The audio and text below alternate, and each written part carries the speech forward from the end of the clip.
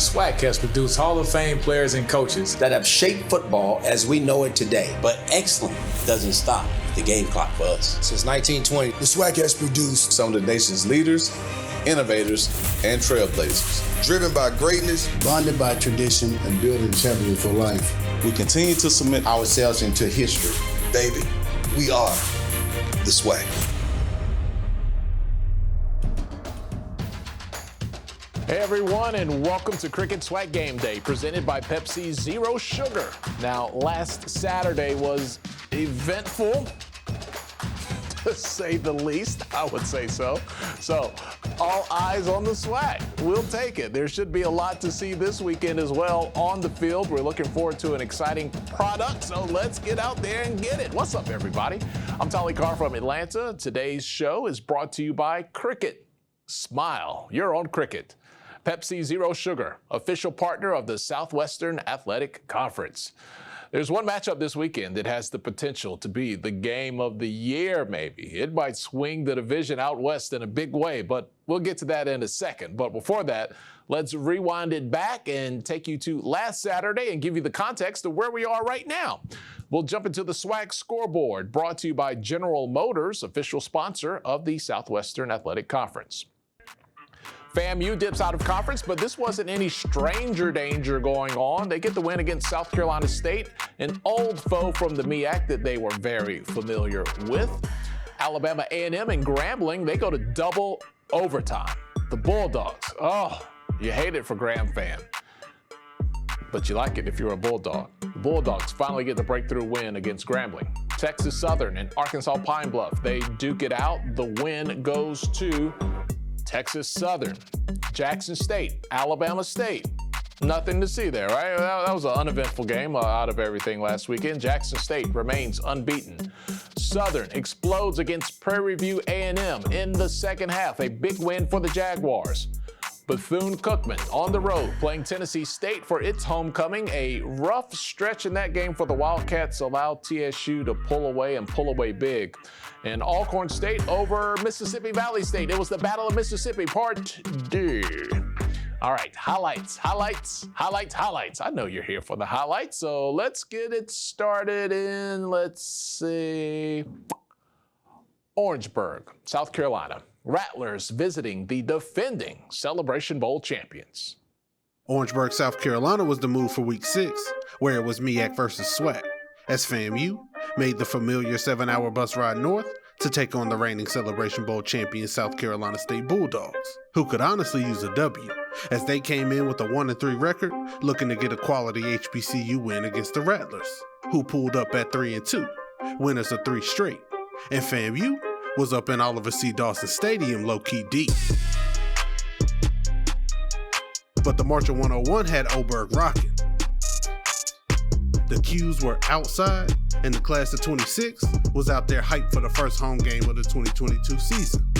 But FAMU ain't pull up just for the party, and they let it be known early that this right here was a business trip. Jeremy Musa finding Xavier Smith across the middle, and he takes it 66 yards to the crib.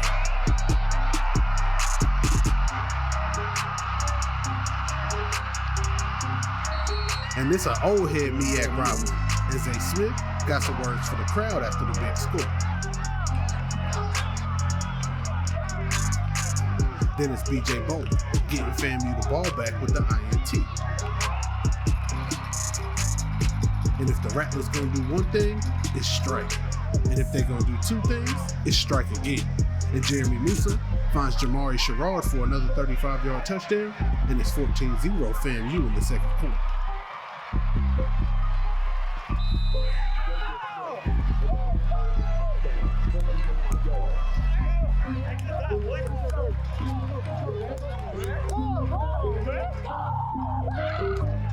Florida A&M makes it 17-0 after a field goal. Then it's time for a little bit more of that Rattler D. Javon Morgan picks off Corey Fields and returns it just outside the red zone.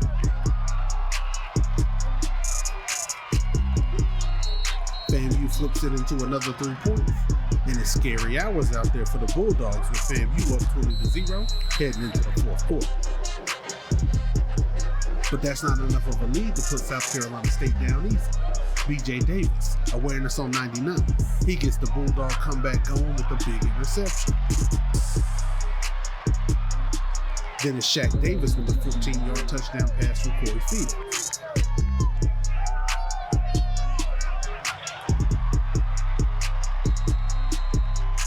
Then it's BJ Davis back again, this time with some acrobatics for his second INT of the quarter. And it was Shaq Davis again for a 44-yard touchdown on the very next play. And by the time I got my camera set back up, it was 20-14, and the Bulldogs was over there lit.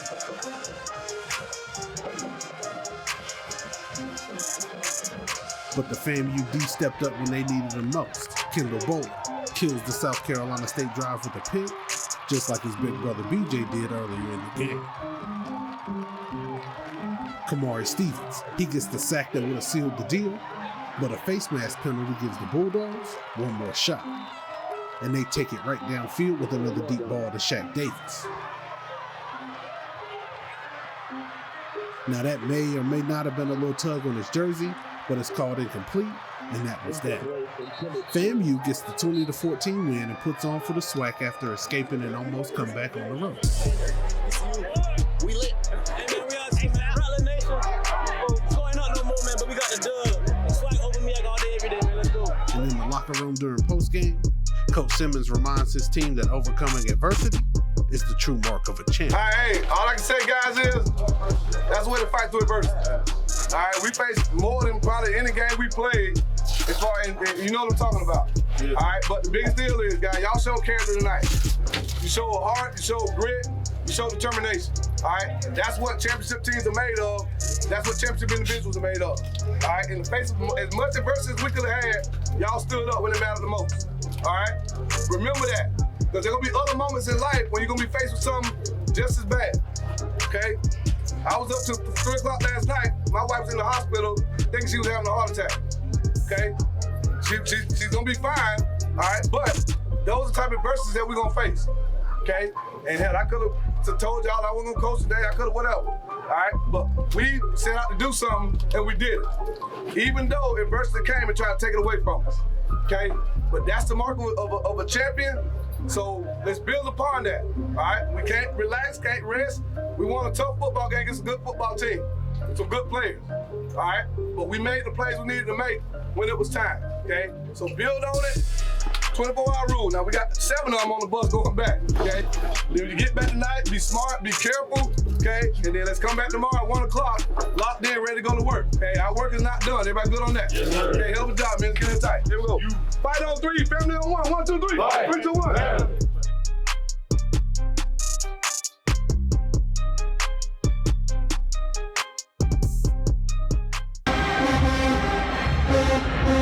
So there was a game, and then there were fireworks in the game. Alabama State fired off first with Demetrius Davis hooking up with Keyshawn Johnson. A missed PAT. Alabama State up 6-0. Jackson State doesn't score until the second quarter. Shedeur Sanders finds Willie Gaines, 35-yard score. Just before the half, Alejandro Mata with the field goal. JSU up 10-6 at the break. Third quarter, Kevin Coleman Jr., one of the top recruits at wide receiver in the country last year. He scores, puts Jackson State up 17-6. Alabama State pulled to within 5 on this fumble recovery in the end zone. A 2-point conversion would fail, though. Keeps the score at 17-12. Jackson State finishes off the scoring with a touchdown and a field goal. But then there was the post-game handshake. Salty at best. Both coaches offered their opinion. I guess me being up front is just like, I thought it was a lot of disrespect the whole week. And so you're not going to be disrespectful the whole week in the media. We didn't talk in the pregame. I was out there the whole time at the 50-yard line. He walked through our whole our whole huddle on our end zone and came a long way around to get to his side of the field in the pregame. Thought that wasn't classy at all. I always come out the locker room and run around the field. That's my tradition. That's what I do. That wasn't nothing personal to invoke any riotous act against them. That's not who I am. That's not what I stand for. He ain't SWAC. You know, I'm SWAC. He ain't SWAC. Who is? I got time today. Who is SWAC? If I ain't SWAC, who is SWAC? If I ain't SWAC, who is SWAC? if I ain't SWAC? Who is SWAC? Baby, who is? Alcorn State on the road, Urbana, Mississippi, taking on Valley. Alcorn scores first. Jarvion Howard with a little short run here. But Valley comes back in the second quarter. Caleb Johnson, 44-yard pass from Jamari Jones. It's a 7-7 game. But from that point, all the scoring goes to Alcorn State. Howard again, short touchdown. No scores in the third quarter, but in the fourth, Alcorn starts things off with the field goal. Then is Aaron Allen, 5-yard touchdown run. Tyler Smith goes a little longer. He scores from 35 out, and Alcorn State gets the win over Mississippi Valley State, 30-7. Bethune-Cookman at Tennessee State for their homecoming. Bethune-Cookman scores first on a field goal, and then Tennessee State goes on a run. Jalen Rouse, 22-yard touchdown. A little later, it's John Roberts. He hauls in a 5-yard pass from Draylon Ellis, and Tennessee State up 14-3. Fumble return by Mac Juice, make that 21-3. A field goal and then an interception return, and by halftime, Bethune-Cookman down big, 31-3 to Tennessee State. A little bit of a bright spot in the second half. Let's go to the fourth quarter. It's Jalen Jones. He sees opportunity. He is on the run. 67 yards. Touchdown for Jones. Tennessee State goes on to handle Bethune-Cookman 41-17. Southern and Prairie View A&M. The Panthers on top 3-0 when Bichon Mccray bust off this 10-yard run to put Southern up by 4. Prairie View answers. Jalen Howard hauls it in from Trazon Conley. Prairie View back on top. Both teams trade field goals in the second quarter, and Prairie View goes into the half leading 13-10. But after that, it was all Southern, scoring on 5 unanswered touchdowns. McCray hooking up with August Petrie for 2 consecutive touchdowns. And then McCray running one in. And the Strawberry on top, Jordan Carter, a 56-yard interception return. Southern blows out Prairie View in the second half, winning 45-13. Alabama A&M welcomed Hugh Jackson and Grambling State to the Rocket City over the weekend. Both teams came into the game at 1-4. Final seconds of the first quarter winding down. Tigers up 3. Donovan Eaglin off to the races for A&M. A 26-yard score. Bulldogs up 7-3. But Grambling would be up at the half. Quantarius Hawkins hits Lyndon Rush right on the numbers. 10-7 Grambling State at the break. Fast forward all the way to the fourth quarter. The game is all tied up at 17. Quincy Casey gets it to Terrell Gardner on the screen pass, 23 yards down to the Grambling 4. And the Bulldogs take advantage. Harold Jemison plunges into the end zone for the short touchdown. Bulldogs up 24-17. And now they have the chance to win the game, but the Tigers go on a 10-play, 71-yard drive. They tie it with 29 seconds left. Marie Washington was the one to score, and we're going to overtime. Both teams find the end zone to start things off, so we go to double overtime. And Alabama A&M scores again. Eaglin with the touchdown. Bulldogs go for 2, but not successful. A stop will end things. And on fourth down, the Bulldogs need a hero, and he comes in the form of Trey Derry.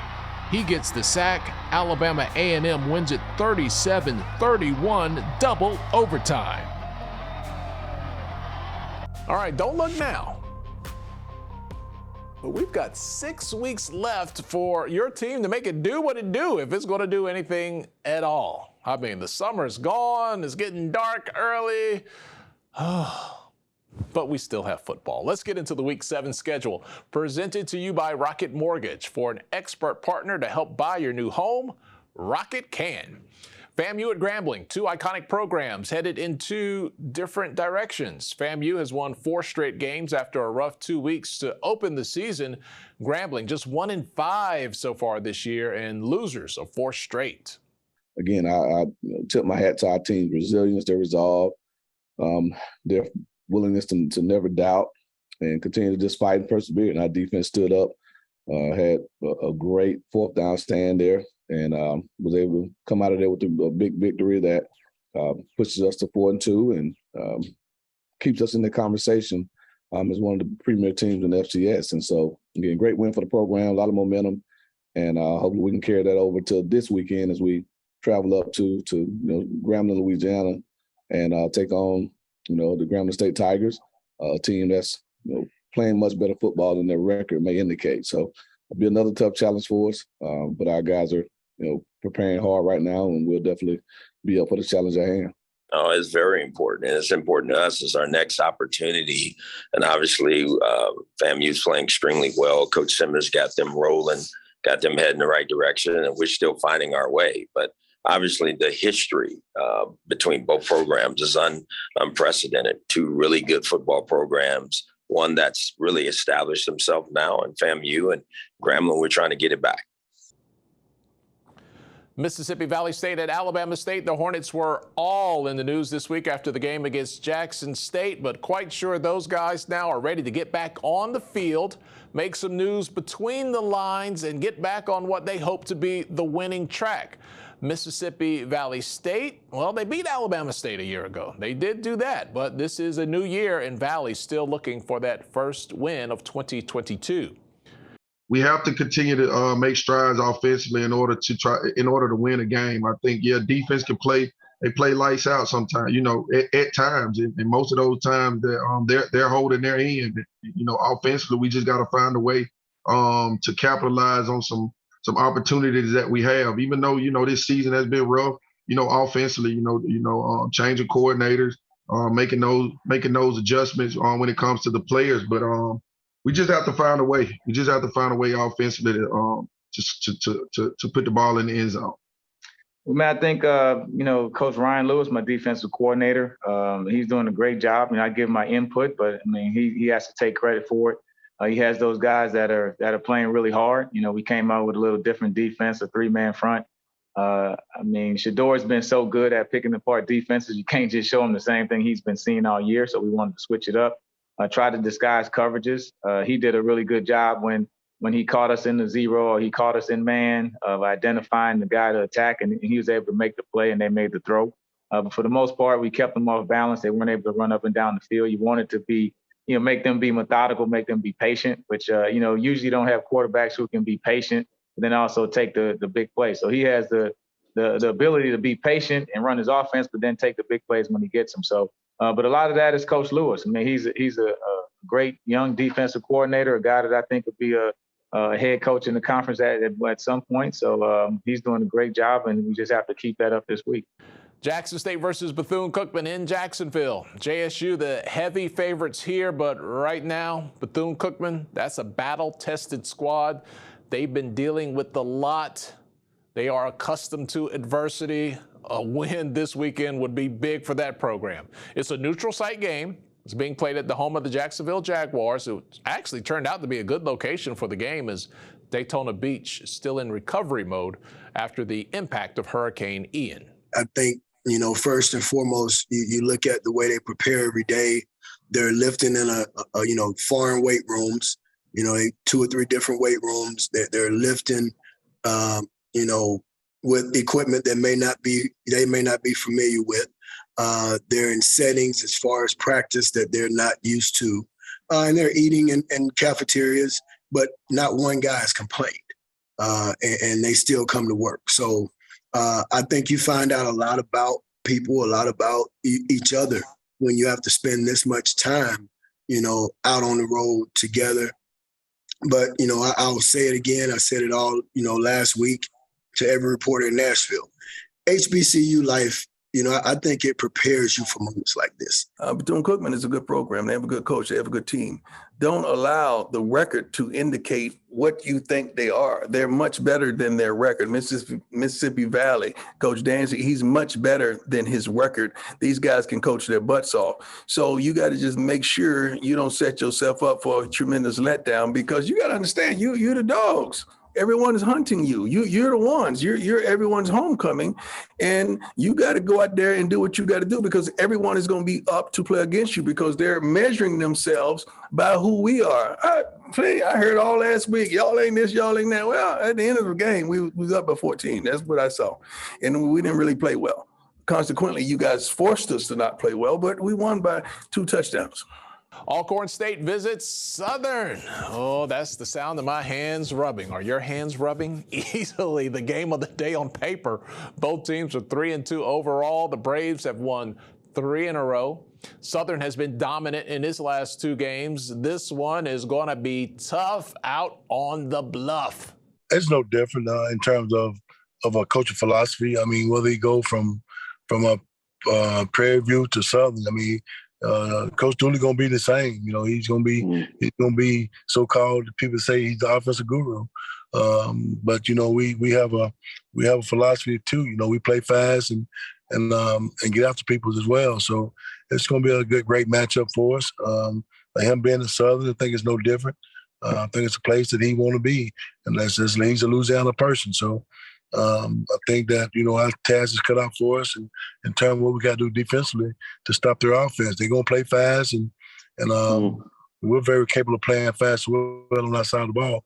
You know, the young men, they work together for a long time. This dates back all the way to the beginning of summer. And now you start to see some of the benefits pay off from those guys working hard and tireless times together. But just continue to work it and try to make sure that they understand what we're trying to do. The assistant coaches, I think, is doing an excellent job of getting them the playbook, what we say. And I know my playbook is a little different because I believe in as keeping it on the move. So some things that we have to do to get better. But those young men are doing well, especially Mccray is doing a great job as far as commanding his offense and getting the ball to his playmakers. And that's what we expect him to do. Some extended weekend action for you. Alabama A&M versus Arkansas Pine Bluffs on Sunday. Both teams have an extra day to get ready. Alabama A&M is 2-1 in conference. Arkansas Pine Bluff is 0-3 in conference play. Wasn't that long ago these 2 teams met in the SWAC championship game. You remember that spring season? Yeah, these were the cream of the crop. Well, it's probably just give us both teams. It's not an advantage because both teams played Saturday. I don't know, they play Saturday. Yeah. We're you having a Saturday game than a Sunday game. Just give you 1 extra day. And for us, we don't play the next week, so it's not going to put us on a short week the next week. Pine Bluff may play the next week. I don't know. Haven't really looked at their schedule. But if they play next Saturday, that's going to cut out 1 day of their preparation for the next opponent. So that's the only negative of playing on Sunday. The good thing about playing on Sunday, I tell all my guys that say they dream on playing on Sundays, this is your opportunity. Offensively, when we go on, it's a work of beauty, you know, but we're starting to sputter at times, you know, and then Skyler's working his way back into the saddle. You know, it's he had a gutsy performance. He gutted some things out last week for us, and you know, he was unable to play all the way, wasn't able to play at all against Southern, and he wasn't going to be denied this week. So, but he's fighting his way back to get back to 100%. All right, time now for the SWAC Players of the Week from their performances in Week 6. Players of the Week brought to you by Pepsi Zero Sugar, official partner of the Southwestern Athletic Conference. Jackson State's Shadur Sanders, Florida A&M's Isaiah Major, along with Southern's Joshua Griffin and Bichon Mccray are this week's winners. Offensively, Sanders completed 30 of 46 pass attempts for 332 yards to go along with 3 passing touchdowns during Jackson State's 26-12 win over Alabama State. He threw for touchdowns of 35, 25, and 16 yards while completing passes to 10 different receivers.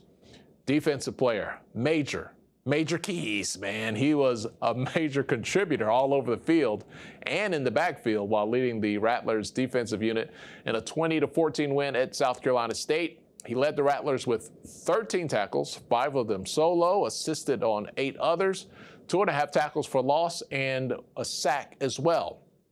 Specialist of the Week, Griffin. He played a vital part for the Jaguars special teams unit, connecting on a 40-yard field goal during the 45-13 win over Prairie View. He also went 6 for 6 with extra point attempts while averaging 56 yards on kickoffs with 2 touchbacks. Newcomer of the week, Bichon Mccray, led the Jaguars' offensive attack for the 2nd straight week. He has 360 yards of total offense during that win over PV. He went 16 of 22 for 275 yards and 2 touchdowns to go along with 85 yards on the ground and 2 rushing touchdowns as well.